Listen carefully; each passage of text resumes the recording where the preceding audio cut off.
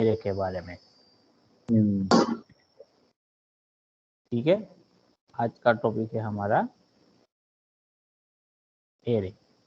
तो अगर इसका डेफिनेशन हम लिखे तो डेफिनेशन क्या होगा, डेफिनेशन एरे का इस तरीके से होगा कि array is a fixed size sequence collection of element of same data type.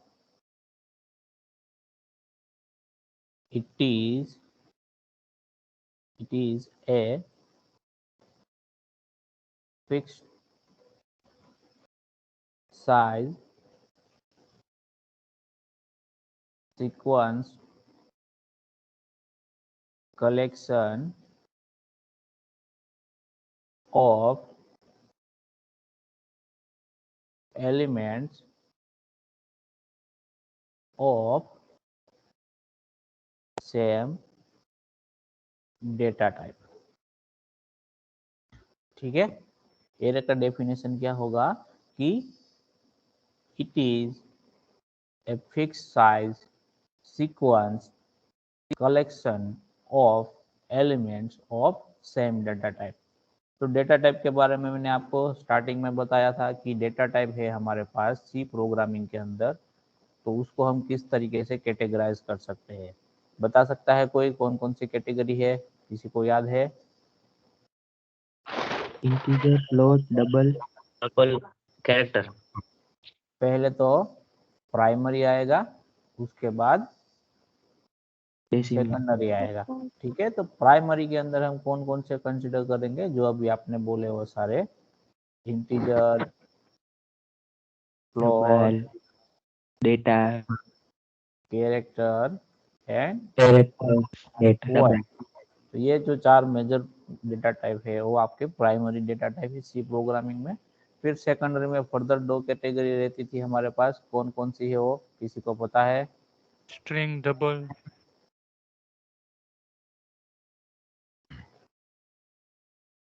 तो सेकेंडरी डेटा टाइप में आपके क्या आएंगे, तो कि डिराइव्ड डेटा टाइप आएगा, और दूसरा कौन सा आएगा, तो के यूजर डिफाइंड डेटा टाइप आएगा। ठीक है, ये दो कैटेगरी होगी। फिर डिराइव्ड डेटा टाइप के अंदर कौन सा आएगा, तो पहले हमारे पास था एरे, उसके बाद था हमारे पास पॉइंटर, और उसके बाद था हमारे पास फंक्शन। और यूजर डिफाइंड डेटा टाइप में हमारे पास क्या था, तो पहले था हमारे पास स्ट्रक्चर, उसके बाद था यूनियन, और उसके बाद था इनम। तो इस तरीके का कुछ डेटा टाइप जो है हमारा, उसका हमने कैटेगराइज किया था डेटा टाइप को। प्राइमरी डेटा टाइप में इंटीजर, फ्लोट, कैरेक्टर, वॉइड, ये सारे को हम क्या बोलेंगे, प्राइमरी। कभी कभी इसमें डबल भी कंसिडर किया जाता है, लेकिन जो मेन प्राइमरी डेटा टाइप है वो ये चार है। दूसरा आता है सेकेंडरी। तो सेकेंडरी का कैटेगराइजेशन दो कैटेगरी में होता है, पहला है डिराइव्ड डेटा टाइप, और उसके बाद है यूजर डिफाइंड डेटा टाइप। तो डिराइव्ड डेटा टाइप का मतलब क्या होगा, जो कि प्राइमरी डेटा टाइप में कुछ मॉडिफिकेशन करके उसमें से हमने उसको डिराइव किया है। तो ये सारे क्या है आपके डिराइव्ड डेटा टाइप है। कौन कौन से है, तो एरे, पॉइंटर एंड फंक्शन। फिर यूजर डिफाइंड डेटा टाइप, यानी यूजर खुद से अपना डेटा टाइप को डिफाइन कर सकता है, तो उसके अंदर क्या क्या कंसिडर होगा, तो स्ट्रक्चर, यूनियन एंड इनम। तो ये जो सारे के सारी कैटेगरी है, उसमें से आज जो हम नया टॉपिक स्टार्ट करने वाले हैं वो कौन सा है, क्योंकि एरे का है। तो एरे क्या है, it is a derived data type. ठीक है, एरे क्या है, डिराइव्ड डेटा टाइप के अंदर कैटेगराइज होता है, तो उसको हम बोलेंगे डिराइव्ड डेटा टाइप है एरे। ठीक है, तो अब एरे का डेफिनेशन हम समझते हैं कि एरे का डेफिनेशन क्या कहना चाहता है। ठीक है, अगर आप ये डेफिनेशन समझ जाओगे तो जो भी, अगर किसी का कोई भी डेफिनेशन है तो वो क्या करेगा, उस पर्टिकुलर जो थिंग है उसका वो कैरेक्टरिस्टिक किस तरीके से होगा उसको आप अच्छी तरह से समझ पाओगे। ठीक है, तो उससे पहले ये जो कैरेक्टरिस्टिक यानी कि एरे की जो डेफिनेशन है उसको समझने से पहले सबसे पहले सवाल आता है आपके माइंड में कि वाई वी नीड, जो हम एरे के बारे में डिस्कशन कर रहे हैं उसकी रिक्वायरमेंट क्यों हमें पड़ी, उसकी ज़रूरत क्यों है हमें। पहले से हमारे पास primary data type integer, float, character, void सब तो है ही, तो फिर एरे में ऐसा क्या एक्स्ट्रा है, ऐसा क्या खास है कि जो हमें उसकी ज़रूरत है। ठीक है, तो पहले हम वही देखेंगे कि why we need array, array की आपको ज़रूरत क्यों हुई। तो ये चीज़ मैं आपको बताने से पहले एक एग्जांपल देना चाहूँगा कि अगर आपको क्या बनाना है, कोई एक प्रोग्राम बनाना है, ठीक है, कोई एक प्रोग्राम बनाना है आपको, और प्रोग्राम में फॉर एग्जांपल हम प्रोग्राम बनाते हैं किसके लिए, बैंक के लिए फॉर एग्जांपल हम प्रोग्राम बनाते हैं। ठीक है, तो आप सब लोगों का बैंक में अकाउंट होगा ही होगा। ठीक है, तो बैंक में कोई भी जो यूज़र होगा उसका जो आइडेंटिटी है वो किससे होगा है, तो कि अकाउंट नंबर से होता है। ठीक है, आइडेंटिटी आपका किससे होता है, तो कि अकाउंट नंबर से। आपका अकाउंट नंबर दिखाओ जो कि आपकी पासबुक में लिखा होगा, उसके बेसिस पर वो आपको बताएगा कि आपके अकाउंट में कितने पैसे अवेलेबल है, कितना बैलेंस बाकी बचा हुआ है। ठीक है, समझ में आ रहा है सबको ये scenario? Yes, yes sir. Sir. Yes okay, sir एक बार रिपीट करना प्लीज। हाँ, तो एरे की रिक्वायरमेंट हमें क्यों है उसको समझने के लिए हम एक एग्जांपल देखते हैं। एग्जांपल के तौर पे हम बैंक का एग्जांपल कंसीडर करते हैं। ठीक है, तो बैंक में जितने भी, सपोज आप कोई भी बैंक के यूज़र हो, तो आप बैंक में जाओगे तो आप अपना नाम बताओगे तो आपको आइडेंटिफाई तो वो कर लेगा, लेकिन उसमें ज़्यादा टाइम लगेगा। तो आपको आइडेंटिफाई करने के लिए, यूनिकली आइडेंटिफाई करने के लिए आप अगर आपका बैंक का अकाउंट नंबर दोगे तो डायरेक्टली जो पर्टिकुलर अकाउंट नंबर है उसकी जो भी डिटेल हो आप चाहोगे वो आपको मिल जाएगी, अगर आपके पास उसका वैलिड डॉक्यूमेंट है तो। ठीक है, फॉर एग्जांपल आप अपनी पासबुक लेके जाते हो और आप बोलते हो कि मुझे मेरे अकाउंट की इंफॉर्मेशन चाहिए, तो वहाँ पर जो भी एम्प्लॉयज होगा बैंक का वो आपको आपकी डिटेल निकाल के देगा। तो उसके लिए वो क्या यूज़ करेगा, फॉर एग्जांपल अकाउंट नंबर को यूज़ करेगा।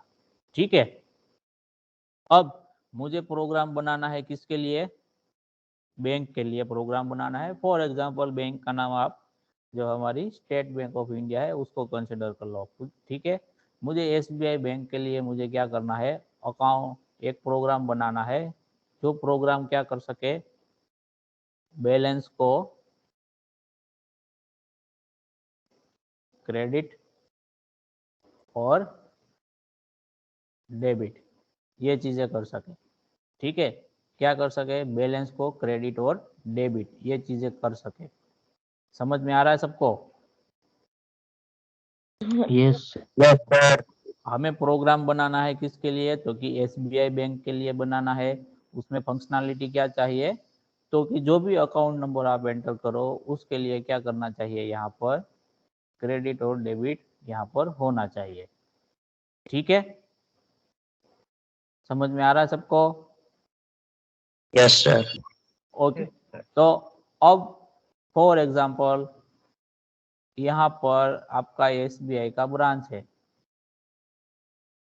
ठीक है, फॉर एग्जांपल एसबीआई का राजकोट का ब्रांच है। ठीक है,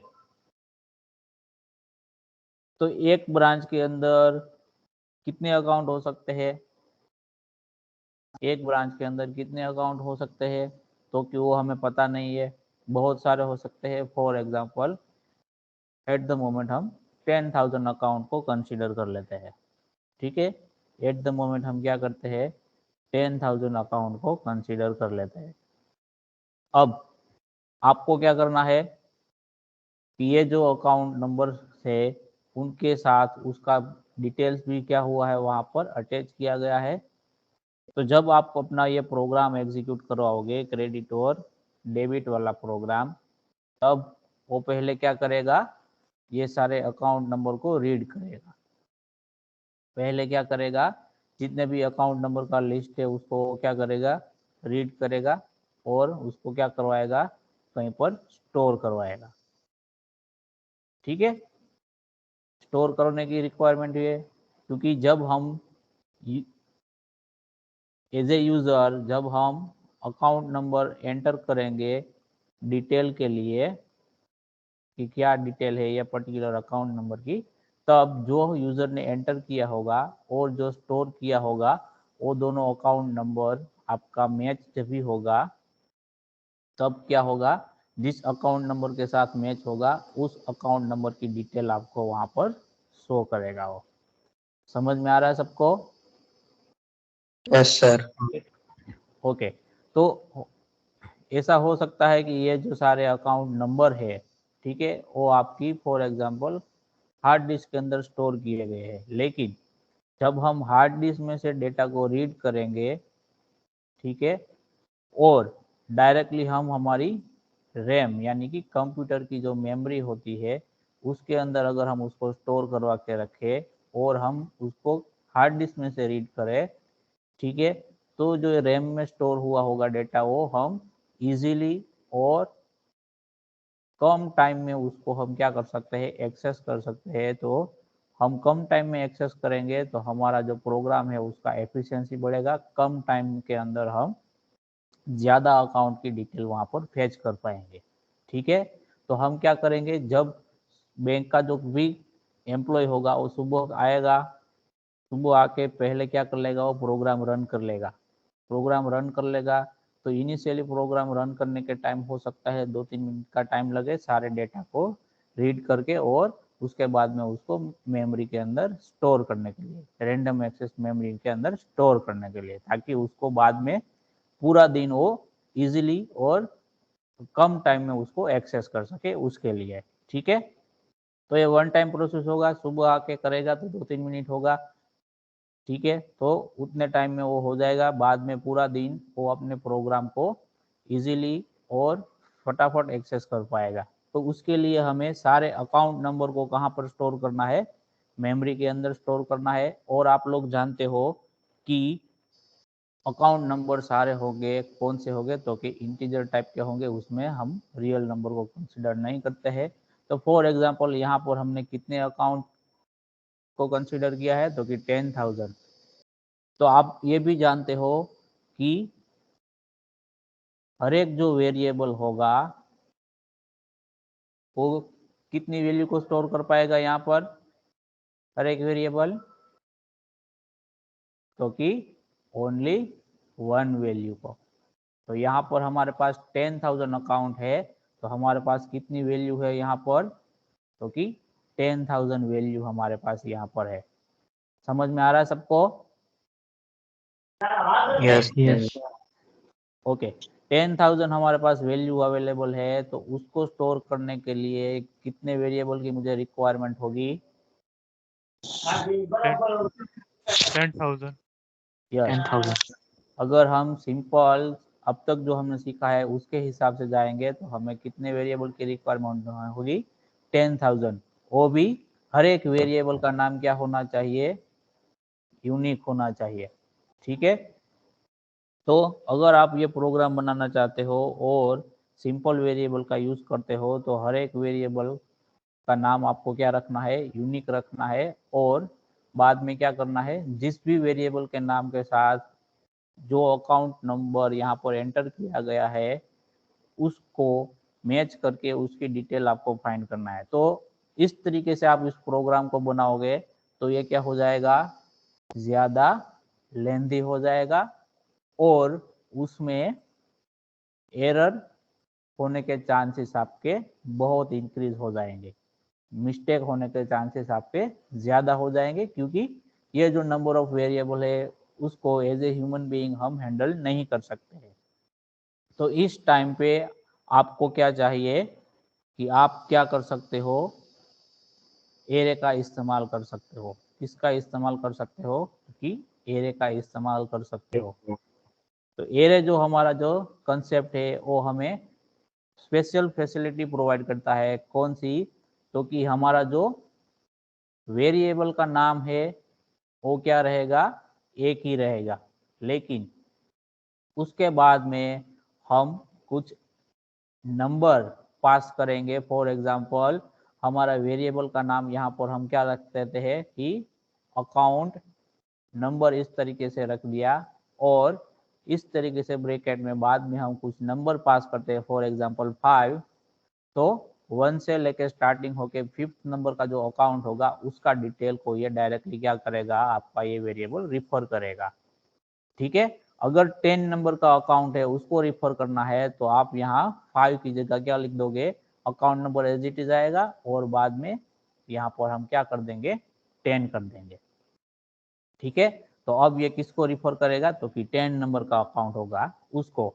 अगर आपको 10,000 नंबर के अकाउंट को रिफर करना है तो यहाँ पर 10 की जगह क्या लिख देंगे, हम 10,000 लिख देंगे। तो ये 10,000 नंबर का जो भी अकाउंट होगा उसकी डिटेल्स को ये क्या करेगा, रिफर करेगा। तो यहाँ पर देखो एरे हो गया हमारे पास, हमने एरे का कंसेप्ट यूज किया, तो हमें अलग अलग नाम याद रखने की रिक्वायरमेंट नहीं है। हम जस्ट क्या करेंगे, ये जो नंबर है उसको चेंज करेंगे, उसके हिसाब से हम कोई भी जो अकाउंट नंबर है उसकी डिटेल को डायरेक्टली क्या कर पाएंगे, हम एक्सेस कर पाएंगे, या फिर उसके साथ रिलेट या उसका रेफरेंस दे पाएंगे। ठीक है, तो यहाँ पर हमें कितने वेरिएबल की रिक्वायरमेंट हुई, कि ओनली 1 वेरिएबल। ठीक है, अब उसकी डेफिनेशन पे आते हैं हम, तो कि डेफिनेशन क्या है कि it is a fixed size sequence collection of elements of same data type। तो एरे का जो कैरेक्टरिस्टिक है, फर्स्ट कैरेक्टरिस्टिक क्या हुआ, तो कि फिक्स साइज है। एरे का साइज आपने, एरे को भी हम क्या करेंगे, डिक्लेयर करेंगे। जैसे हम सिंपल वेरिएबल को डिक्लेयर करते हैं तो उस टाइम पे आपको एरे का साइज देना होगा कि आपका जो एरे है उसके अंदर आप कितनी वैल्यू स्टोर करवाना चाहते हो। साइज मतलब कितनी वैल्यू, यहाँ पर हमें हमारे बैंक के प्रोग्राम के लिए 10,000 वैल्यू स्टोर करनी है, तो एरे का साइज हम कितना रखेंगे, तो कि 10,000। ये देना क्यों जरूरी है, क्योंकि मेमोरी में हम जब इसका डेटा स्टोर करेंगे तभी हमें उसको बताना होगा कंपाइलर को कि पर्टिकुलर जो वेरिएबल है उसके अंदर हमें कितनी वैल्यू स्टोर करवानी है, तो उसके हिसाब से वो मेमोरी में उसका साइज अलोकेट करेगा। ठीक है, तो ये साइज हमें देना होगा एरे को। वो एक बार जब हम डिक्लेयर कर देते हैं तब उसको हम बाद में उसको चेंज नहीं कर सकते हैं। ठीक है, डिक्लेरेशन के बाद उसको हम बढ़ा या घटा नहीं सकते हैं। अगर 10,000 का आपने डाल दिया है एरे का डिक्लेरेशन, और आपको ऐसा लगता है कि नहीं मेरे पास एक्स्ट्रा 1,000 या फिर 10,000 के बाद ओनली 1 रिकॉर्ड भी होगा ना आपका, तो भी वो एक्सटेंड नहीं होगा। ठीक है, तो ये फिक्स साइज का हो गया, इसलिए डेफिनेशन में लिखा है कि it is a fix size. अगर 10,000 का आपने साइज दिया है और उसके अंदर सिर्फ आप 9,000 ही स्टोर करवाते हो तो उसमें कुछ प्रॉब्लम नहीं है, लेकिन बाकी का जो 1,000 है वो तो मेमोरी में अलोकेट होगा ही होगा। ये जो 1,000 की मेमोरी है वो दूसरा कोई भी यूज नहीं कर सकता है। ठीक है, तो इसलिए इसको क्या बोला है, फिक्स साइज बोला है। फिर कीवर्ड है सीक्वेंस। तो क्या करेगा, सीक्वेंस में डेटा को स्टोर करेगा 1 बाय 1, एक के बाद दूसरा। तो यहाँ पर क्या होगा, सपोज आपका जो एरे है वो मेमोरी में इस तरीके से अलग अलग ब्लॉक जनरेट होंगे। ठीक है, हर एक ब्लॉक के अंदर क्या होगा, एक वैल्यू होगा, फिर उसके बाद में दूसरा वैल्यू होगा। तो मेमोरी में ये जो ब्लॉक हो गए उसके एड्रेस कुछ ना कुछ होंगे। फॉर एग्जांपल पहले वाला का 1003 है तो उसके बाद का क्या होगा 1004, फिर 1005, वैसे करके जो लास्ट तक जाएगा वहां तक। तो ये एड्रेस जो होगा वो क्या होगा, आपका सीक्वेंस में होगा। तो उसके हिसाब से यहाँ पर सीक्वेंस कीवर्ड लिखा गया है। ठीक है, सीक्वेंस कलेक्शन, तो ये क्या है, वन टाइप ऑफ कलेक्शन है। कलेक्शन मतलब जिसके एक से ज्यादा वैल्यू आपके पास है। तो कलेक्शन किसका है, तो कि ऑफ एन एलिमेंट। एलिमेंट किसको बोला है, तो यहाँ पर जो भी वैल्यू हम स्टोर करेंगे हर एक बॉक्स के अंदर उसको यहाँ पर एलिमेंट बोला गया है। तो एलिमेंट को करेंगे, एलिमेंट का कलेक्शन होगा। आगे क्या बोला गया है कि ऑफ सेम डेटा टाइप। ये जो एलिमेंट है यानी कि जो आप वैल्यू स्टोर करवा रहे हो उन सभी वैल्यू का यहाँ पर डेटा टाइप क्या होना चाहिए, सेम होना चाहिए। अगर वैल्यू आप इंटीजर की स्टोर करवाना चाहते हो तो सभी एलिमेंट का डेटा टाइप जो होगा वो इंटीजर होगा, यानी कि इंटीजर वाली वैल्यू ही आप यहाँ पर स्टोर करवा पाओगे, बाद में उसके अंदर आप फ्लोट वाली स्टोर नहीं करवा सकते हो। ठीक है, समझ में आ रहा है सबको? Yes sir. Yes, sir. फिर से रिपीट कर देता हूँ, डेफिनेशन क्या है कि it is a fix size sequence collection of element of same data type. Fix size क्यों बोला गया है? क्योंकि उसका डिक्लेरेशन करने के बाद उसका साइज आप चेंज नहीं कर सकते हो। सीक्वेंस कलेक्शन बोला गया है क्योंकि मेमोरी में जब उसके अलोकेशन होगा तो उसका एड्रेस क्या होगा, एक ही सीक्वेंस के अंदर आएगा 1 बाय 1, अगर 3, 4, 5 जो भी है उसके हिसाब से। ठीक है, कलेक्शन ऑफ एलिमेंट, और ये जो मेमोरी एड्रेस आपके लिए रिजर्व हुआ है उसके अंदर जो आप डेटा वैल्यू स्टोर करोगे उन सभी वैल्यू कौन सी होनी चाहिए, एक ही डेटा टाइप की होनी चाहिए। ठीक है, अगर इंटीजर है तो सभी इंटीजर होने चाहिए, अगर फ्लोट है तो सभी फ्लोट होने चाहिए, अगर कैरेक्टर है तो सभी कैरेक्टर वाले होने चाहिए। जो भी डेटा टाइप आप डिसाइड करो उसके हिसाब से सभी एलिमेंट का डेटा टाइप क्या होना चाहिए, वहां पर सेम होना चाहिए। समझ में आ रहा है सबको? Yes sir. एरे का डेफिनेशन समझ में आया? एरे को इस्तेमाल हम क्यों करते हैं वो समझ में आया सबको? Yes sir.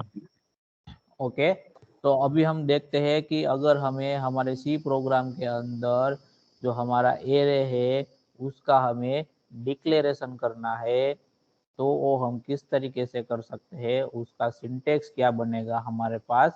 तो यहाँ पर मैं आपको सिंटेक्स लिख के दिखाता हूँ। तो जैसे ही यहाँ पर मैं पहले सिंपल वेरिएबल का दिखा देता हूँ। ठीक है, सिंपल वेरिएबल का अगर हमें डिक्लेरेशन करना है तो वो किस तरीके से लिखेंगे हम, तो कि पहले हम वहाँ पर क्या लिखते थे, तो कि डेटा टाइप लिखते थे, उसके बाद जो भी वेरिएबल होता था उसका नाम हम वहाँ पर लिखते थे, right. For example integer a, तो यहाँ पर इंटीजर आपका डेटा टाइप है और ए क्या है, आपका वेरिएबल का नाम है। तो सेम वे में यहाँ पर भी एरे का जो डिक्लेरेशन होगा उसमें भी हम क्या पहले किसका इस्तेमाल करेंगे, तो कि डेटा टाइप, उसके बाद वेरिएबल का नाम लिखेंगे हम, और यहाँ पर जो एक्स्ट्रा आएगा वो क्या आएगा, आपका साइज। ये जो आपका स्क्वायर ब्रैकेट है, ठीक है, इस तरीके से ये स्क्वायर ब्रैकेट किया गया है और स्क्वायर ब्रैकेट में आपको साइज देना है। ठीक है, अगर मैं इसका एग्जांपल लिखूं तो क्या होगा, फॉर एग्जांपल इंटीजर A5। ठीक है, तो ये क्या हो गया, एरे का डिक्लेरेशन हो गया। एरे का टाइप क्या है, इंटीजर, यानी कि आप जो ए नाम का एरे आपने बनाया है उसके अंदर जो भी एलिमेंट यानी कि जो भी वैल्यू आप स्टोर करवाओगे तो उसका डेटा टाइप क्या होना चाहिए, इंटीजर होना चाहिए। समझ में आ रहा है सबको? Yes sir. ओके, अभी यहाँ मेमोरी में इसका अलोकेशन किस तरीके से होगा, तो कि मेमोरी में इसका अलोकेशन कुछ इस तरीके से होगा। यहाँ पर मैं मेमोरी एलोकेशन का जो ये डायग्राम दिखा रहा हूँ वो हॉरिजॉन्टल दिखा रहा हूँ, लेकिन वो वर्टिकल भी हो सकता है। आप उसको डायग्राम को कोई भी तरीके से दिखा सकते हो। ठीक है, तो ये 5 अलग अलग ब्लॉक हो गए हमारे पास, 1 2 3 4 5। ये फॉर एग्जाम्पल आपका एरे ए का नाम है। ठीक है, आपका ये एरे ए हो गया, मेमोरी में इसका अलोकेशन होगा। तो फॉर एग्जाम्पल स्टार्टिंग जो है फर्स्ट एलिमेंट उसका मेमोरी एड्रेस क्या है आपके पास, फॉर एग्जाम्पल 1003 है। तो उसके बाद का एलिमेंट का एड्रेस क्या होगा, कोई बता सकता है? 1004। यस, और एज ऑफ 1004। नाउ जैसे मैंने आपको बताया है उसके हिसाब से 1004 होगा, लेकिन एज पर कंप्यूटर यहाँ पर क्या होगा 1005। क्यों? क्योंकि ये जो एड्रेस है वो हर एक जो नंबर आपको दिखाई देता है वो किस में दिखाई देता है, बाइट में दिखाई देता है। तो 1003 नंबर का बाइट है, उसके बाद 1005। तो यहाँ पर 4 मैंने रख दिया है, क्यों? क्योंकि यहाँ पर हम जो एरे हमारा है वो कौन से टाइप का है, इंटीजर टाइप का है, और इंटीजर सिंगल इंटीजर वेरिएबल है आपके पास, तो उसको मेमोरी में स्टोर करने के लिए कितनी बाइट्स की रिक्वायरमेंट है हमें, 2 बाइट की। ठीक है, तो सिंपल वेरिएबल को जो आप स्टोर करने के लिए स्पेस देते हो, उतनी ही स्पेस यहाँ पर एरे के हर एक एलिमेंट को मिलेगी। यहाँ पर जो एरे का जो हर एक इंडिविजुअल एलिमेंट है वो आपका सिंपल वेरिएबल है, वैसे ही आपके प्रोग्राम के अंदर एक्ट करेगा। ठीक है, सिर्फ उसको हम रिफर किससे करेंगे, तो कि एरे के नाम से। ठीक है, ये जो सिंगल एलिमेंट है वो सिंपल वन वेरिएबल की तरह ही आपको एक्ट करेगा प्रोग्राम के अंदर। तो उसके लिए जो मेमोरी में स्पेस अलोकेट होगा वो भी कितना होगा, जितना सिंपल वेरिएबल को मिलता है 2 बाइट उतना ही मिलेगा। ठीक है, तो स्टार्टिंग एड्रेस 1003 है, तो 1003 एंड 1004 2 बाइट्स किसको मिले, ये आपका फर्स्ट नंबर का जो एलिमेंट है उसको। तो सेकंड नंबर का स्टार्ट कहाँ से होगा, तो कि 1005 से होगा। समझ में आ रहा है सबको? यस ओके, तो उसी तरह अभी ये थर्ड नंबर का वेरिएबल है, उसका एड्रेस कौन सा होगा, 7। ओके, उसके बाद 1009, उसके बाद 1000 ओके। तो इस तरीके से आपका जो हर एक जो एलिमेंट होगा उसका मेमोरी में एड्रेस वहां पर होगा, लेकिन सब क्या कौन से हो गए, तो कि सीक्वेंस में हो गए। ठीक है, अगर आपका ये जो है क्या है, एरे है, उसका डेटा टाइप आपका फ्लोट होता, ठीक है, तो उसमें भी कितने यहाँ पर एलिमेंट है, 5 एलिमेंट है। तो यहाँ पर मैं फॉर एग्जांपल उसका मैं वर्टिकल रिप्रेजेंटेशन यहाँ पर दिखाता हूँ, 1 2 3 4 एंड 5। तो अभी उसका first address B, for example first number का जो एलिमेंट है उसका एड्रेस स्टार्टिंग होता है 1003 से, तो सेकंड नंबर का जो एड्रेस होगा वो क्या होगा, कोई बता सकता है? 1007 यस, क्यों? क्योंकि इंडिविजुअल जो फ्लोट है उसको स्टोर करने के लिए कितनी बाइट रिक्वायरमेंट है, तो 4। तो सेम वैसे ही उतना ही स्पेस जो हमारा एरे है उसके इंडिविजुअल एलिमेंट को मिलेगा। ठीक है, समझ में आ रहा है सबको? यस सर ओके, तो यहाँ पर मेमोरी में किस तरीके से एलोकेशन होता है वो हमें पता चल गया। अब फॉर एग्जांपल मुझे मेरा जो ये इंटीजर वाला एरे है उसमें से कोई भी वैल्यू है उसको मुझे एक्सेस करना है, यानी कि उसको यूज करना है, तो उसको मैं किस तरीके से कर सकता हूँ। तो कोई भी वेरिएबल है एरे में से आपको वैल्यू को यूज करने के लिए किसका इस्तेमाल करना है, एरे की इंडेक्स का इस्तेमाल करना है। ठीक है, एरे की इंडेक्स का इस्तेमाल करना है, और एरे का जो इंडेक्स होगा वो ऑलवेज स्टार्ट कहाँ से होगा, स्टार्टिंग फ्रॉम 0। फर्स्ट एलिमेंट का जो इंडेक्स होगा वो क्या कंसिडर होगा, 0 कंसिडर होगा। फॉर एग्जांपल यहाँ पर जो हमारा फर्स्ट एलिमेंट है उसका इंडेक्स क्या होगा, 0 होगा। उसके बाद का इंडेक्स क्या होगा, 1, फिर 2 3 एंड 4।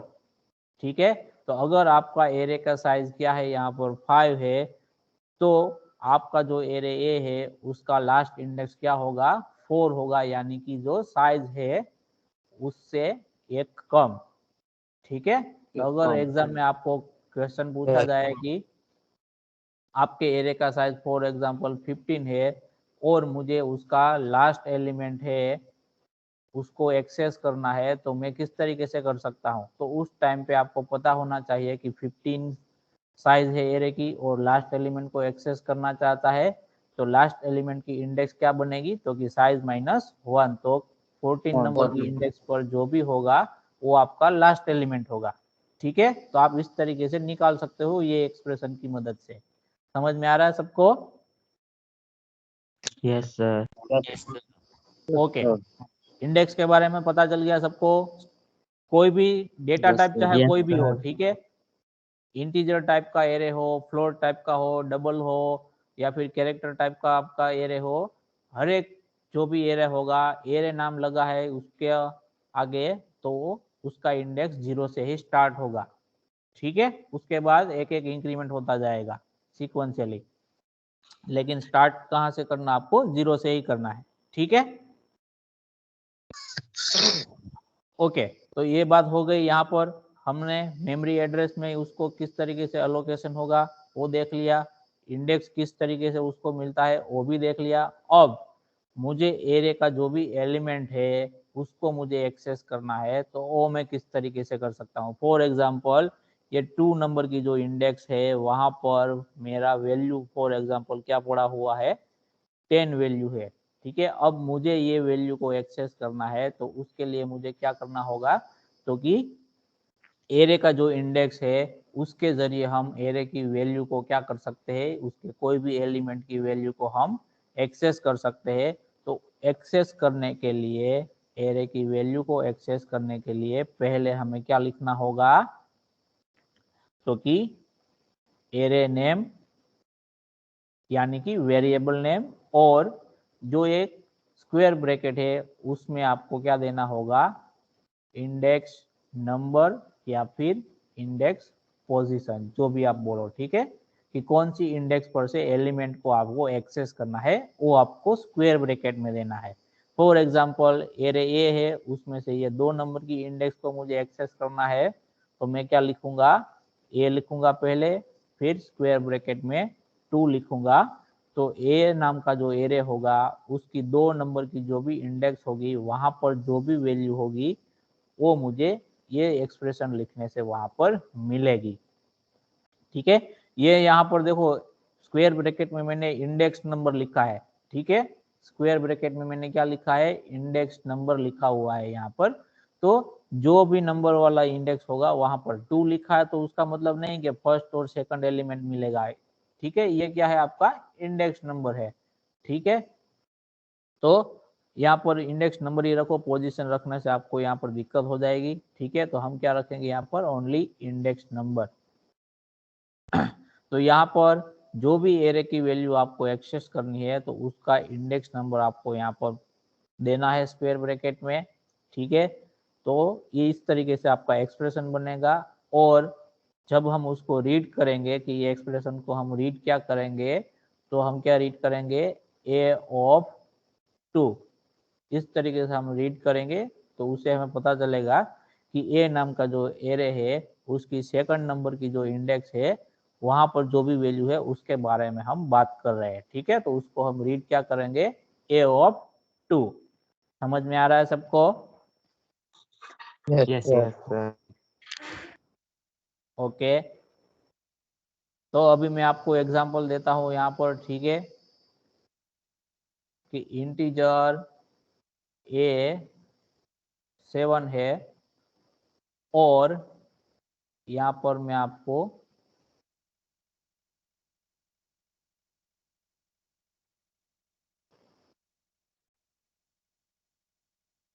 ये आपका एरे ए हो गया, उसका इंडेक्स 0 1 2 3 4 5 और 6, और यहाँ पर जो भी वैल्यू स्टोर की गई है वो सारी वैल्यू है। For example 9 13 12 23 59 7 and 35।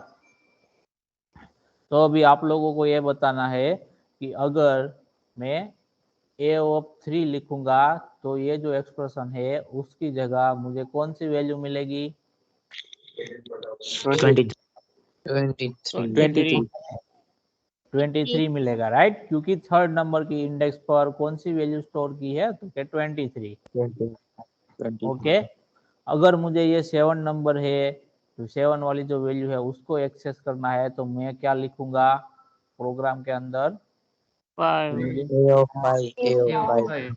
यस, हम क्या लिखेंगे, ए ऑफ 5 लिखेंगे। तो हमें क्या मिलेगा, जो वैल्यू मिलेगी वो कौन सी मिलेगी, 7 मिलेगी। 7.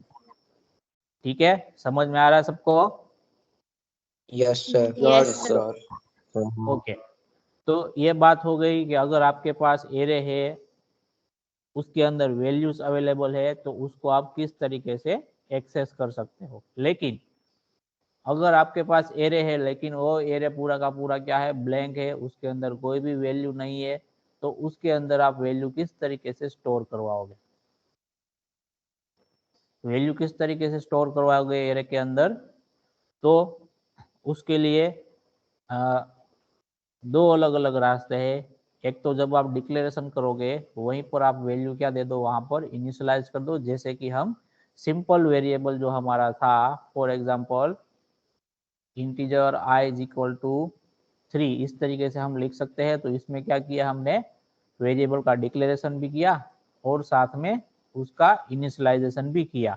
तो ठीक उसी तरह एरे के अंदर भी आप कर सकते हो, लेकिन यहाँ पर थोड़ा सा चेंजेस रहेगा, क्योंकि यहाँ पर सिंपल वेरिएबल में तो आपको एक ही वैल्यू देनी थी, लेकिन यहाँ पर आपको एरे के अंदर उसकी साइज के हिसाब से वहां पर वैल्यू पास करना है, इनिशियलाइज करवाना है। ठीक है, तो वो किस तरीके से हम कर पाएंगे? सिंटेक्स में माइनर सा ही चेंज है, क्योंकि integer A for example 5 element है, यानी कि एरे के अंदर हम 5 वैल्यू को स्टोर करवा सकते हैं। तो उसके लिए क्या करना, हमें इस तरीके से कर्ली ब्रैकेट करके हम लिखेंगे इक्वल टू 3, 9, 7, 13, 14। ठीक है, इस तरीके से हम लिखेंगे। तो अब कौन सी वैल्यू कहां पर जाएगी? तो कि जो फर्स्ट लिखा होगा वैल्यू, वो फर्स्ट नंबर की जो इंडेक्स होगी वहां पर जाएगी, यानी कि पहला इंडेक्स जो स्टार्टिंग होगा वो। तो एरे में स्टार्टिंग इंडेक्स कौन सा है? तो कि 0। तो फर्स्ट वैल्यू कहां जाएगा? 0 नंबर की इंडेक्स पर। उसके बाद का वैल्यू कहां जाएगा? 1 नंबर के इंडेक्स पर। उसके बाद का कहां जाएगा? 2 नंबर की इंडेक्स पर। उसके बाद 3 नंबर की, उसके बाद 4 नंबर की। तो इस तरीके से जो आपने यहाँ पर वैल्यू दी है उसको इंडेक्स मिलेगी। ठीक है, अब मुझे आपका ये एरे का डिक्लेरेशन हो गया और साथ में इनिशियलाइजेशन भी हो गया। अब मैं फॉर एग्जांपल ए ऑफ 3 लिखता हूँ, तो मुझे कौन सी वैल्यू मिलेगी यहाँ पर? 7 नंबर 15, नहीं सॉरी 14 नंबर 13 13, 13 मिलेगा। ठीक है, 7 नहीं मिलेगा। 7 कहाँ पर जाएगा? तो कि 2 नंबर की इंडेक्स पर जाएगा। 7 नंबर। समझ में आ रहा है सबको? yes, yes sir. ओके, तो अभी हम इसको प्रैक्टिकली परफॉर्म करके देखते हैं। ठीक है, उसके बाद आगे बढ़ेंगे कि दूसरा जो तरीका है एरे के अंदर एलिमेंट को स्टोर करवाने का, उसको हम किस तरीके से लिख सकते हैं। ठीक है, अभी यह जो स्टैटिक हम डायरेक्टली इनिशियलाइजेशन कर देते हैं उसको हम देखेंगे। उसके लिए हम प्रोग्रामिंग टर्मिनल पे चले जाते हैं। यहाँ से मैं पूरा हटा देता हूँ। प्रोग्राम के अंदर हमारा जो इनपुट आउटपुट फाइल है उसको हम क्या कर देते हैं, यहाँ पर लिंक कर देते हैं। वॉइड मेन, हमारा मेन फंक्शन लिख देते हैं हम। अब मैं क्या करने जा रहा हूँ, हमारा जो एरे है उसको डिक्लेयर करने जा रहा हूँ। एरे का नाम मैं यहाँ पर क्या रख रहा हूँ? ए रख रहा हूँ। और उसका साइज मैंने यहाँ पर कितना कंसिडर कर लिया है? तो कि 5, यानी कि हम एरे के अंदर 5 एलिमेंट को स्टोर करवा पाएंगे। हम वैल्यू वहां से ले लेते हैं 3, 9, 7, 13, 14।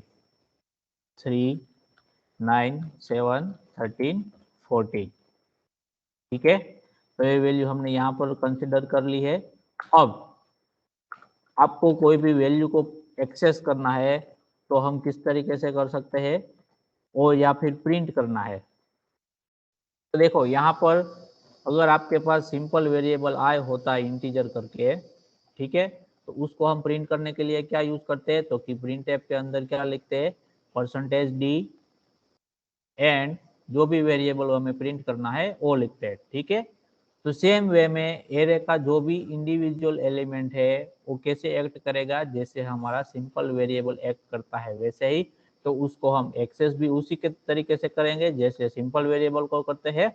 और उसको अगर डिस्प्ले करवाना है, प्रिंट करवाना है, तो सेम वे में उसको हम प्रिंट भी करवाएंगे, डिस्प्ले भी करवाएंगे। लेकिन डिफरेंस क्या रहेगा?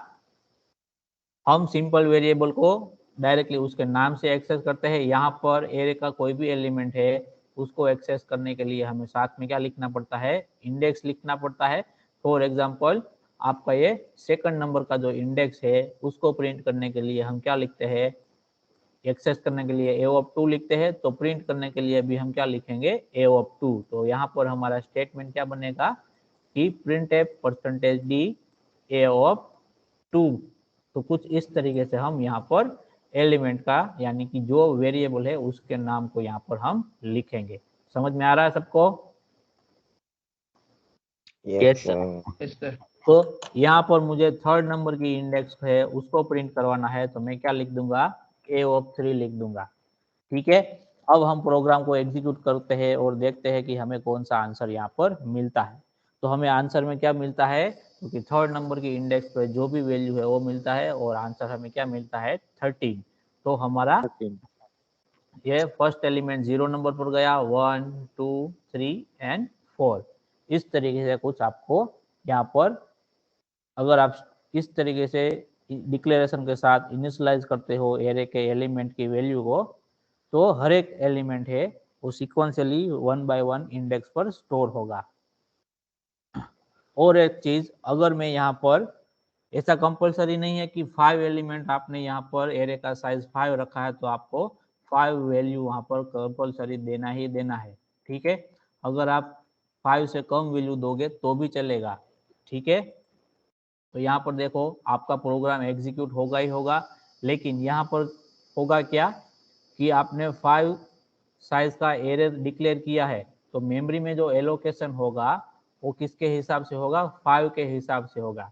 आउट ऑफ 5 आप कितने का यूज करते हो 4 का यूज करते हो इस तरीके से। तो 5th वाला जो ब्लैंक बचेगा उसको, ये जो ब्लैंक मेमोरी बचेगी वो कंपाइलर किसी और को एलोकेट नहीं करेगा। क्यों? क्योंकि उस ये पर्टिकुलर मेमोरी एरिया है, जो मेमोरी लोकेशन है उसको हमारे एरे ए को एलोकेट कर दिया है। तो अगर आप इसका यूज नहीं कर रहे हो तो ये क्या होगा, वेस्ट होगा। तो आपको एरे की साइज उतनी ही रखनी है जितनी की आपको रिक्वायरमेंट है। अगर आप बहुत ज्यादा साइज रख दोगे तो जो एक्स्ट्रा मेमोरी होगी वो किसी और को एलोकेट नहीं हो पाएगी और वो वेस्ट हो जाएगी, जिसकी वजह से आपको बाद में दूसरे ऑपरेशन परफॉर्म करने में मेमोरी कम भी पड़ सकती है। ठीक है, तो एक ये जो है ये जो है वो क्या है, एरे का ड्रॉबैक है। क्योंकि अगर आपने साइज ज्यादा अलोकेट कर दिया और आप पूरे की पूरी साइज का यूटिलाइज नहीं कर पा रहे हो, तो जो एक्स्ट्रा मेमोरी है वो वेस्ट हो जाएगी, किसी और को नहीं मिलेगी। ठीक है, तो ये वन ऑफ द क्या हो गया आपका एरे का ड्रॉबैक भी हो गया, लेकिन सामने उसके फायदे भी है। कौन कौन से है, तो कि एक ही नाम से आप बहुत सारे एलिमेंट को क्या कर सकते हो, रिफर कर सकते हो। बाद में उसको आप अपने इंडेक्स के जरिए इजीली एक्सेस कर सकते हो और अपने प्रोग्राम में उसको इजीली मैनिपुलेट भी कर सकते हो हर एक जगह पर। समझ में आ रहा है सबको? Yes, sir. और अगर यहाँ पर मैंने 5 एलिमेंट से ज्यादा एलिमेंट दे दिए, फॉर एग्जांपल 6 एलिमेंट मैंने यहाँ पर दे दिए, तो देखते हैं कि हमारा कंप्यूटर हमें क्या दिखाता है। तो कंप्यूटर ने यहाँ पर क्या दिखा दिया, एरर दिखा दिया। क्या एरर दिखाया, यहाँ पर वार्निंग दे दिया। पहले तो एरर नहीं दिखाया ये वाले कंप्यूटर में। ठीक है, अगर आप टर्बो सी में करोगे तो आपको वहाँ पर एरर दिखाई देगा डायरेक्टली।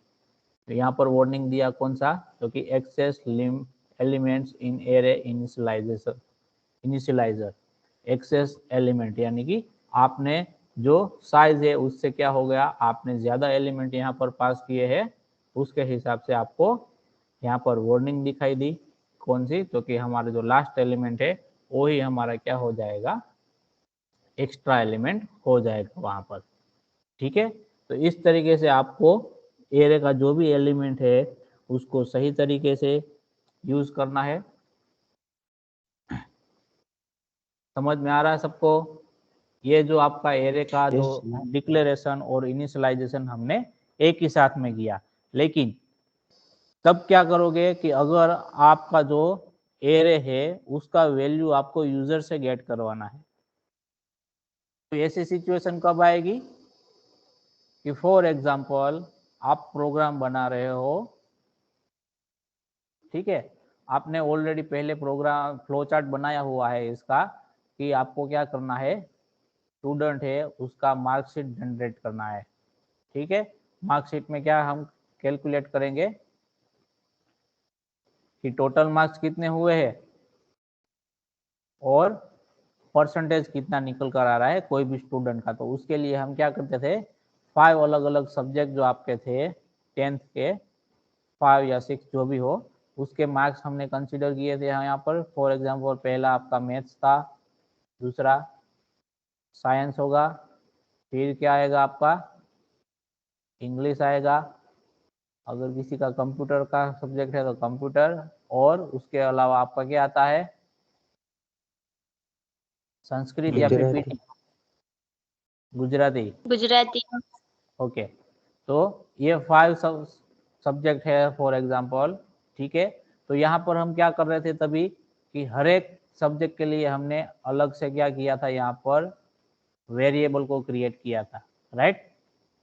क्या किया था, वेरिएबल बनाया था हर एक सब्जेक्ट के लिए। तो हमारे पास मिनिमम 5 वेरिएबल थे। तो अब हम ऐसा कर सकते हैं कि हम एक ही वेरिएबल बनाए, लेकिन वो वेरिएबल कौन से टाइप का हो, एरे टाइप का हो। फॉर एग्जांपल उसका नाम हम दे देते थे मार्क्स, और उसका साइज हम कंसिडर कर लेते हैं 5, ठीक है। और उसका डेटा टाइप हम रख देते हैं फ्लोट, क्योंकि इसके अंदर मार्क्स आपके रियल नंबर भी हो सकते हैं।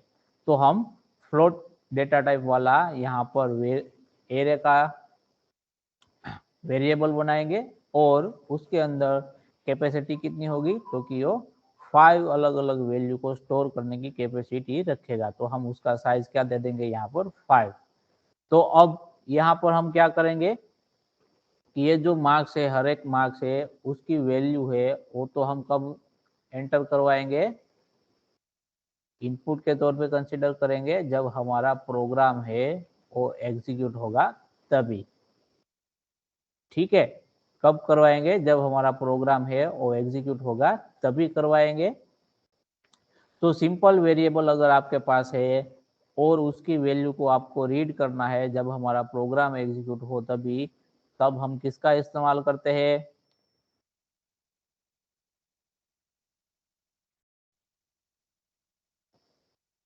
बताओ।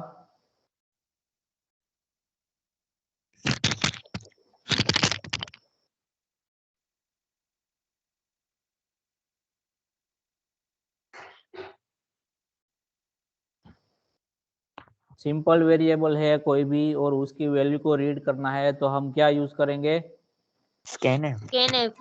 यस। किसका इस्तेमाल करेंगे हम, स्कैनएफ का इस्तेमाल Scanf. करेंगे, ठीक है। तो यहाँ पर हमने ये वेरिएबल बनाया है एरे नाम का, मार्क्स नाम का एरे जो बनाया है, जिसकी साइज कितनी रखी है हमने 5। तो हमारे पास कितने सिंपल वेरिएबल हुए अल्टीमेटली, 5 सिंपल वेरिएबल हुए, Yes. ठीक है। और उसका इंडेक्स क्या होगा 0 1 2 3 4 इस तरीके से। तो सिंपल वेरिएबल को हम स्कैनअप की मदद से क्या कर सकते हैं, वैल्यू को रीड कर सकते हैं। तो एरे का जो ये 0 नंबर का एलिमेंट है उसकी वैल्यू भी को भी हम क्या करेंगे, स्कैनअप की मदद से क्या कर सकते हैं, रीड कर सकते हैं। यस और नो। Yes, sir. तो उसके लिए स्टेटमेंट क्या बनेगा, तो कि स्कैनअप कौन से टाइप का वेरिएबल है, तो कि फ्लोट है तो परसेंटेज एफ लिखेंगे और एम परसेंट करेंगे, और यहाँ पर क्या लिखेंगे मार्क्स 0, ठीक है। तो 0 नंबर की इंडेक्स पर यहाँ पर जो भी वैल्यू होगी आपने रीड की होगी वो यहाँ पर स्टोर हो जाएगी। उसके बाद 1 के लिए क्या लिखेंगे हम, 1 के लिए क्या लिखेंगे, तो कि एम परसेंट मार्क्स 1 लिखेंगे, आगे का एज इट इज, ठीक है। उसके बाद 2 के लिए क्या लिखेंगे, तो कि मार्क्स 2। तो यहाँ पर ये 3 स्टेटमेंट मैंने लिखे, वैसे ही आपके मार्क्स 3 के लिए लिखेंगे, मार्क्स 4 के लिए लिखेंगे। तो किसी को इसमें कुछ नजर आ रहा है, ये जो सिनारियो बना हुआ है उसमें किसी का कुछ ऑब्जर्वेशन निकल के आ रहा है, Yes, sir. हाँ बताओ। सर आपने वो परसेंटेज एफ लिखा। हाँ वो तो फ्लोट के लिए लिखा है ना, हम फ्लोट वैल्यू रीड कर रहे हैं तो, क्योंकि ये हमारा जो मार्क्स नाम का जो एरे है उसका डेटा टाइप क्या रखा हमने, फ्लोट। तो उसके हर एक एलिमेंट की वैल्यू क्या होगी, फ्लोट में ही होगी। ठीक है, और कोई ऑब्जर्वेशन किसी को?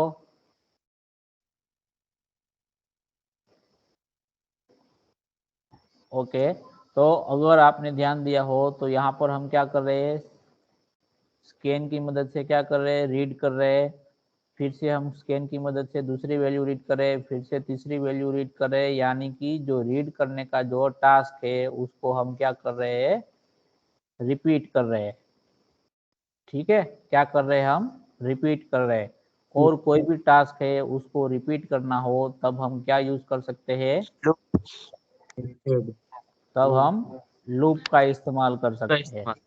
ठीक है, कोई भी टास्क हो उसको रिपीट करोगे आप तब हम क्या कर सकते हैं, उसमें लूप का इस्तेमाल कर सकते हैं। करेक्ट। तो ये जो एलिमेंट है 0 इंडेक्स वाला, 1 इंडेक्स वाला, 2 इंडेक्स वाला, 3 वाला और 4 वाला, इन सभी को 1 बाय 1 रीड करने के लिए भी हम किसका इस्तेमाल करेंगे, लूप का इस्तेमाल करेंगे। ठीक है, अभी आपका कोई सेशन है 3 बजे का कि नहीं है? नहीं है सर। टाइम टेबल में तो है। ओके, आपको कुछ लिंक विंक मिला है उसका, मीटिंग मीटिंग शेड्यूल हुआ है? नहीं सर। No sir. ओके, तो हम थोड़ी देर कंटिन्यू करते हैं। अगर आपका वहां से कोई भी किसी का भी लेक्चर है और आपको नोटिफिकेशन मिलता है तो मुझे तुरंत बताना, हम यहाँ पर अपना लेक्चर स्टॉप कर देंगे वहीं पर। ठीक है, ओके सर। तो यहाँ पर हम क्या करेंगे, लूप का इस्तेमाल करेंगे हर एक एलिमेंट को रीड करने के लिए। ठीक है, और दूसरा ऑब्जर्वेशन किसी को कुछ मिल रहा है यहाँ पर?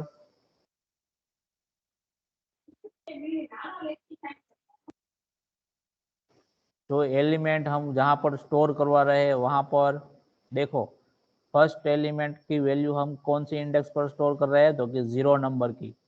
फिर सेकंड जो एलिमेंट है वो कहाँ पर स्टोर कर रहे हैं, तो कि 1 नंबर पर। आगे का जो नाम है वो वेरिएबल का सेम ही है। ठीक है, थर्ड कहाँ पर स्टोर कर रहे हैं, तो कि 2 नंबर पर। तो हम क्या करेंगे, जैसे जैसे हमारा फॉर लूप इंक्रीज होता जाएगा वैसे वैसे हम यहाँ पर क्या करते जाएंगे, नंबर को इंक्रीज करते जाएंगे। तो यहाँ पर नंबर को इंक्रीज करेंगे तो किसकी मदद से करेंगे, तो कि हाँ, इंक्रीमेंट करेंगे। लेकिन यहाँ पर देखो, फर्स्ट टाइम हमने रीड किया तभी इसका वैल्यू क्या है, 0 है। फॉर एग्जाम्पल उसको किसी एक वेरिएबल का वैल्यू कंसिडर कर लो, फॉर एग्जाम्पल आई वेरिएबल का वैल्यू कंसिडर कर लो। ठीक है, 0 है। फिर दूसरी बार हमने रीड किया तभी इसका वैल्यू क्या हो गया, 1 हो गया। तो हम 0 में से एक, 0 में एक इंक्रीमेंट करेंगे तो हमें 1 मिल सकता है। उसके बाद 2, तो 1 में एक इंक्रीमेंट करेंगे तो हमें 2 मिल सकता है। उसके बाद हमें क्या चाहिए, ये 3 और उसके बाद 4। तो इस तरीके से आपको हर एक इंडेक्स 1 बाय 1 मिलती जाएगी। किसकी मदद से, तो कि कोई एक वेरिएबल की मदद से।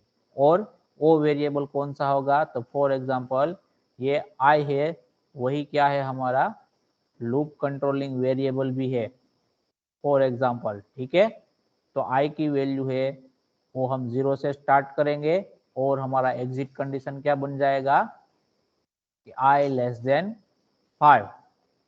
समझ में आ रहा है सबको? हमारा एग्जिट कंडीशन क्या बन जाएगा यहाँ पर, आई लेस देन 5। तो यहाँ पर हम ये जो डिस्कशन किया उसको मैं यहाँ पर आप प्रोग्राम में इम्प्लीमेंट करके दिखाता हूँ आपको। ठीक है, ताकि आपको पता चलेगा कि किस तरीके से ये वर्क कर रहा है। तो जो भी हमने डिस्कशन किया उसको मैं यहाँ पर प्रोग्राम के अंदर इम्प्लीमेंट करके दिखाता हूँ। यहाँ पर मैं फ्लोट ले लेता हूँ और मैं नाम चेंज कर देता हूँ मार्क्स। इस तरीके से ये प्रिंटफ का जो स्टेटमेंट है उसको मैं निकाल देता हूँ। अब मुझे क्या करना है, फॉर लूप की मदद से एरे के जो एलिमेंट है उसके अंदर वैल्यू स्टोर करवानी है। तो वैल्यू स्टोर करवाने के लिए मुझे पहले वैल्यू को रीड करना पड़ेगा। तो रीड करने के लिए मुझे क्या लिखना होगा, स्कैनफ। लेकिन स्कैनफ का जो टास्क है उसको मुझे रिपीटेडली परफॉर्म करना होगा। तो रिपीटेडली टास्क को परफॉर्म करने के लिए हम लूप यूज करेंगे। तो लूप यूज करेंगे तो लूप को हम कंट्रोल करने के लिए कोई भी एक कंट्रोलिंग वेरिएबल लेंगे। तो जो कंट्रोलिंग वेरिएबल हम लेंगे उसको हमें डिक्लेयर करना होगा। तो मैं डिक्लेयर कर देता हूँ इंटीजर आई, जो कि हमारा क्या होगा, लूप कंट्रोलिंग वेरिएबल। और मैं यहाँ पर कौन सा लूप यूज कर रहा हूँ, जो कि फॉर लूप का इस्तेमाल कर रहा हूँ। और आई की वैल्यू मैंने इनिशियली 0 कर दी है। 0 की जगह अगर मैं 1 यहाँ पर यूज करता तो क्या होता, कोई बता सकता है आई की value? 2 I is 1 equal 2 to 3 0। हाँ बोलो। 1 2 3 4 एग्जीक्यूट है, पहले नंबर का जो 0 है वो प्रिंट हाँ, नहीं होगा। यहाँ पर अगर आपने आई इज इक्वल टू 1 कर दिया, ठीक है, तो आपके जो आई यानी कि ये एरे में जो 0 नंबर की इंडेक्स है उसको आप एक्सेस नहीं कर पाओगे। ठीक है, आप डायरेक्टली कहाँ से एक्सेस करोगे, 1 से।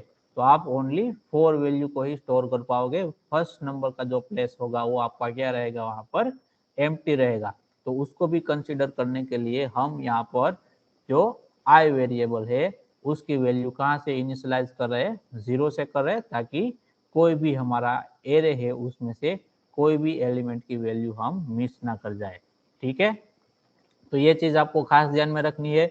जब कभी भी आपने फॉर लूप लिखा है एरे के लिए, ठीक है, तो आपको ऑलवेज आपका जो भी इनिशियलाइजेशन है कोई लूप कंट्रोलिंग वेरिएबल का, वो ऑलवेज कहाँ से होना चाहिए, 0 से होना चाहिए। ठीक है, परसेंटेज यस एफ लिख दिया हमने यहाँ पर, और m% यहाँ पर हम क्या कर देंगे, जो कि मार्क्स। और यहाँ पर ब्रैकेट में मुझे क्या देना है, आई। यस आई देना है। क्यों, क्योंकि फर्स्ट टाइम जब ये स्टेटमेंट एग्जीक्यूट होगा तब आई की वैल्यू क्या होगी, 0 होगी। तब हम मार्क्स 0 के लिए वैल्यू को स्टोर कर, रीड करके स्टोर करवाएंगे। उसके बाद जब इटरेशन आएगा तभी आई का वैल्यू 1 हो जाएगा। तो दूसरी बार जो हम वैल्यू रीड करेंगे वो कहाँ पर स्टोर होगी, 1 नंबर की इंडेक्स पर। नेक्स्ट इटरेशन में आई का वैल्यू क्या हो जाएगा, 2 हो जाएगा। तो हम थर्ड टाइम जो भी वैल्यू को रीड करेंगे वो कहाँ पर स्टोर होगी, तो कि सेकंड नंबर की इंडेक्स पर। समझ में आ रहा है सबको?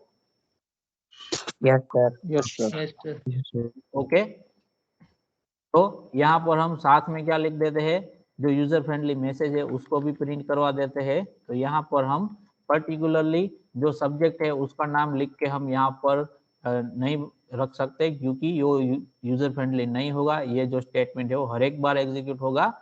तो यहाँ पर मैं ऐसा नहीं लिख सकता हूँ कि enter marks for maths, enter marks for science, यहाँ पर नाम नहीं आएगा। यहाँ पर सिर्फ नंबर कंसिडर करेंगे, enter marks for subject 1, subject 2, subject 3, इस तरीके से।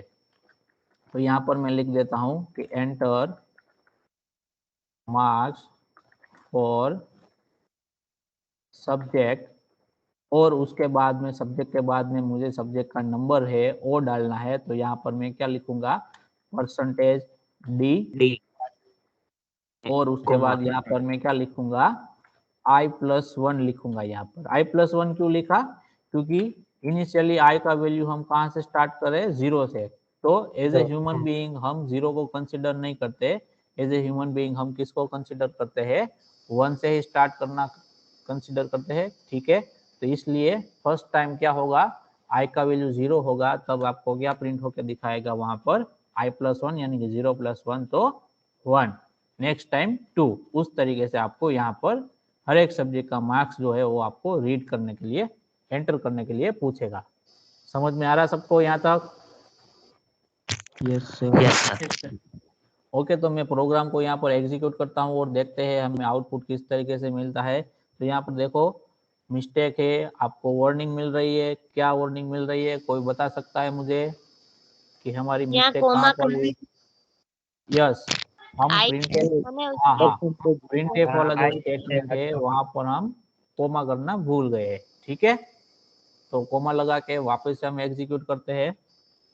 अब हमारा प्रोग्राम एग्जीक्यूट हो गया सही तरीके से, और हमें पूछ रहा है कि एंटर मार्क्स फॉर सब्जेक्ट 1। तो सब्जेक्ट 1 में मैं फॉर एग्जांपल 45 मार्क्स एंटर करता हूं, तो दूसरी बार पूछेगा कि एंटर मार्क्स फॉर सब्जेक्ट 2। तो इस बार मैं 56 डालता हूं। फिर सब्जेक्ट 3 फॉर एग्जांपल 67.5 है उसमें, तो मैं रियल नंबर डालूंगा तो वो भी एक्सेप्ट कर लेगा। क्यों, क्योंकि हमने जो एलिमेंट का डेटा टाइप रखा है वो कौन सा है, फ्लोट वाला। तो वो फ्लोट में आप इंटीजर भी स्टोर कर सकते हो as well as real number भी, तो दोनों वो एक्सेप्ट कर लेगा। तीसरी बार में फॉर एग्जांपल फिर से 56 डाला, फिर 87, ठीक है। तो 5 अलग अलग मार्क्स के वैल्यू हमने रीड कर ली, ठीक है, और उसको हमने स्टोर करवा दिया है एरे के अंदर। लेकिन हमें पता कैसे चलेगा कि वो वैल्यू एरे के अंदर स्टोर की गई है, हो गई है, उसके बाद प्रोग्राम भी एग्जीक्यूट हो गया, कंप्लीट हो गया। लेकिन यहाँ पर हमने कुछ भी रीड करने के बाद, स्टोर करने के बाद कुछ भी हमने ऑपरेशन परफॉर्म नहीं किया है, तो हमें पता नहीं चलेगा कि एरे में वैल्यू स्टोर हुई है कि नहीं हुई है, ठीक है। तो वो जानने के लिए हम क्या करेंगे, यहाँ पर जो वैल्यू हमने एरे के अंदर स्टोर की है उसको वापस से हम क्या करवाएंगे, यहाँ पर प्रिंट करवाएंगे। तो आपको आइडिया लगेगा कि स्टोर करने के बाद उसको हम प्रिंट भी करवा सकते हैं, यानी कि उसमें से वैल्यू को रीड भी कर सकते हैं। तो यहाँ पर मैं सिंपल यूजर फ्रेंडली मैसेज लिख देता हूँ कि values from array marks is, ठीक है। तो अब कोई बता सकता है कि मुझे एरे के अंदर से वैल्यू को प्रिंट करना है, सारे के एलिमेंट की, यानी कि जितनी भी वैल्यू है सबको प्रिंट करना है, तो क्या करना होगा?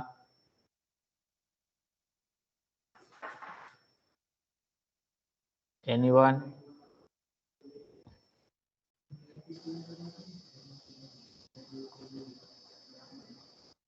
एरे के अंदर इंडेक्स कहाँ से होगा?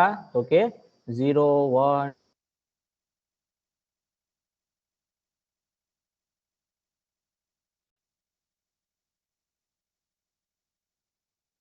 Hello sir.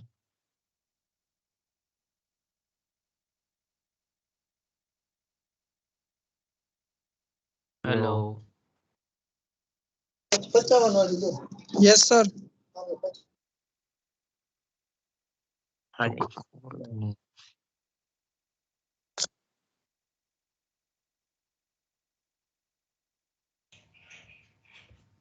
नेटवर्क क्यों लागे जी सर?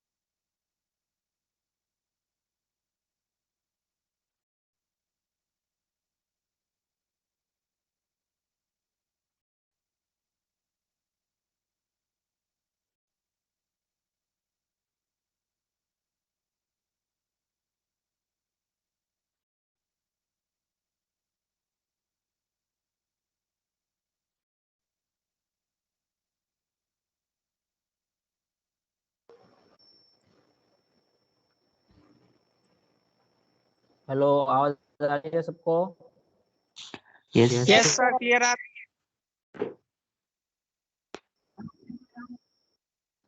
ओके। तो देखो हमें क्या करना है कि यहाँ पर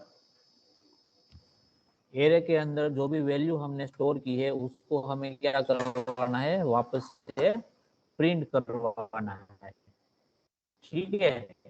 तो उसके लिए हमें क्या करना होगा, यहाँ पर क्या कोड लिखना होगा, कोई बता सकता है? सर आवाज क्लियर नहीं आ रही है।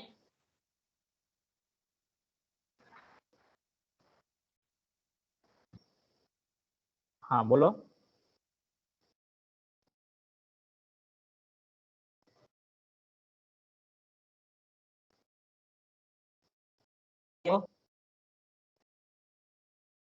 हेलो, सर हाँ सर, यस सर। हाँ तो हमें क्या करना होगा यहाँ पर, एरे के सारे एलिमेंट को हमें प्रिंट करने के लिए। तो पहले देखो, आपको फॉर एग्जांपल 0 नंबर की इंडेक्स है, वहां पर जो भी एलिमेंट का वैल्यू है सिर्फ उसको ही प्रिंट करना है। तो आपका स्टेटमेंट क्या बनेगा,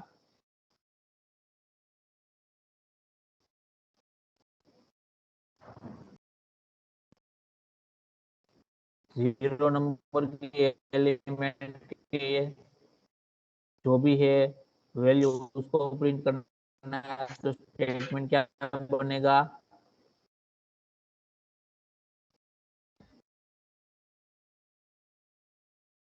सर आपका आवाज थोड़ा कट हो रहा है। और स्क्रीन यहाँ नहीं पर थर्ड दिखाई दे रहा नंबर कुछ। सर स्क्रीन भी नहीं दिख रही। आपका नेटवर्क इशू है, यहाँ एकदम क्लियर है। मैं फिर से शेयर कर रहा हूँ, ठीक है।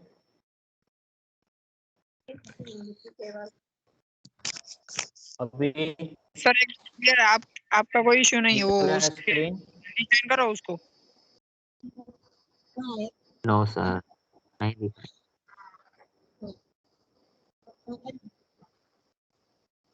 हाँ ठीक है, कोई बात नहीं। देखो अभी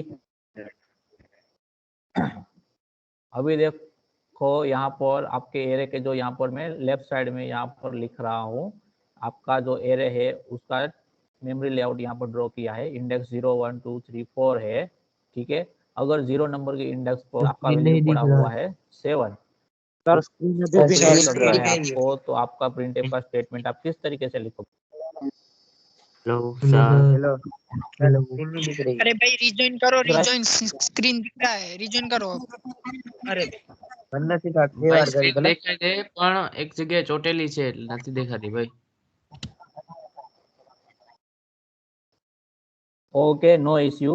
आज का सेशन हम यहाँ तक रखते हैं, बाकी का सेशन हम नेक्स्ट टाइम डिस्कस कर लेंगे, ठीक है। तो आज के सेशन में आपने क्या सीखा कि एरे का डिक्लेरेशन और साथ में इनिशियलाइजेशन हम किस तरीके से कर पाएंगे, और एरे का जो भी एलिमेंट है उसको हम एक्सेस किस तरीके से करेंगे। तो कि एरे के एलिमेंट को हम उसकी इंडेक्स की मदद से एक्सेस करेंगे, ठीक है। और एरे का डेफिनेशन यानी कि कैरेक्टरिस्टिक क्या है, क्योंकि एरे जो आपका हो ठीक एक बार में उसको डिक्लेयर कर उसको डिफाइन कर सकते हैं, और उस मेमोरी में एरे होगी कौन होगा, 1 by 1 एलिमेंट होगा। और बाद में जो आपका एलिमेंट है वो एरे के अंदर कौन से टाइप का स्टोर कर पाओगे, तो कि जिस टाइप का आपने एरे का डिक्लेरेशन किया है उस डेटा टाइप के एलिमेंट को आप वो पर्टिकुलर एरे के अंदर स्टोर कर पाओगे। यानी कि एरे के अंदर जो भी एलिमेंट स्टोर होते हैं उसका सबका डेटा टाइप कैसा होना चाहिए, एक जैसा ही होना चाहिए। अगर इंटीजर है तो सब इंटीजर हो गए, फ्लोट है तो फ्लोट के अंदर जो भी वैल्यू आप स्टोर कर पा रहे हो वो सारी वैल्यू होगी, तो उसके अंदर इंटीजर और फ्लोट दोनों आ सकते हैं, तो दोनों हो सकते हैं, ठीक है। नेक्स्ट जो हम डिस्कस करने वाले थे कि एरे के अंदर अगर हमने वैल्यू स्टोर करवाई है तो उसके लिए हम फॉर लूप की मदद से उसको स्टोर करने को तो हमने देख लिया, ठीक है। अब वापस से जो स्टोर की गई वैल्यू है उसको स्क्रीन पर कैसे प्रिंट करना है वो चीज हम कल या फिर जो हमारा नेक्स्ट सेशन कल होगा तब वहां पर उसको डिस्कस कर लेंगे, ठीक है। तो आज का सेशन हम यहाँ तक रखते हैं। आज के सेशन में किसी को कोई भी डाउट हो तो पूछ सकता है अभी मुझे।